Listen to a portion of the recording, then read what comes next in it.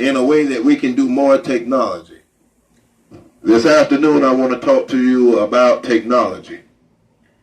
We got androids that operate off a software. That software, you got Microsoft, you got LSE, you got LSH, you got Apple, you got Google, you got Bluetooth, you got all kind of operating systems. You got Skype, you got Tango, and you got all kind of good systems to operate with. We want to thank God for these operating systems. Well, we want to also work more toward robotics. We want to be able to do artificial limbs like arms and legs and hands and feet for the disabled and the disadvantaged. We want to be able to work in those areas. Those areas, we don't have a whole lot of African Americans in those areas. So what we are wanting to do is talk about how to get African Americans in those industries, those positions. Those are some of the discussions that we're talking about tonight. Here at Free Will Baptist Church,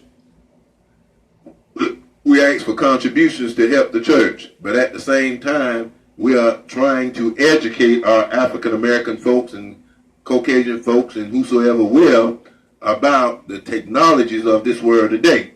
Technologies does not carry a color. Technologies does not have a prejudice. Technology does what it's going to do, and it's done. Whether you be black, white, Jew, Mexican, or whatever you are, when it comes to technology and money, it has no face. You understand?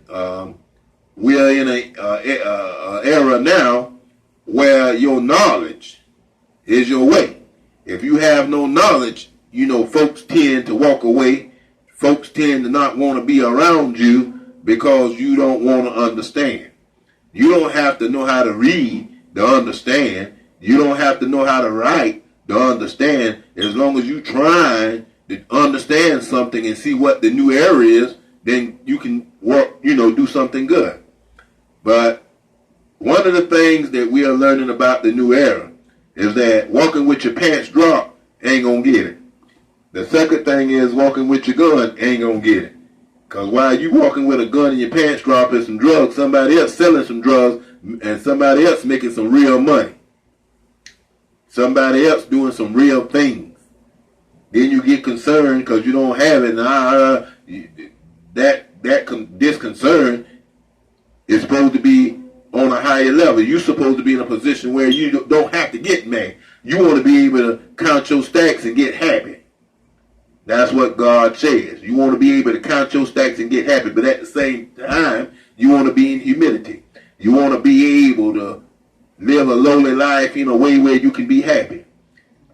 I mean, it's all right to have nice houses, cars, and money, but at the same time, you want to also be able to live lowly and eat beans out of a can sometimes. You want to be able to walk around with your Mac on your hip. You want to be able to smoke your weed and nobody mess with you. You want to be able to do what you got to do when you got to do it. You want to be able to do things in order. There's an order and a way to do things. There's a right way to do things.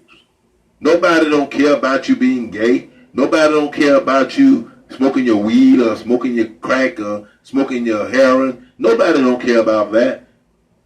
But what people care about is how you carry yourself in public around folks. And when you do a first impression,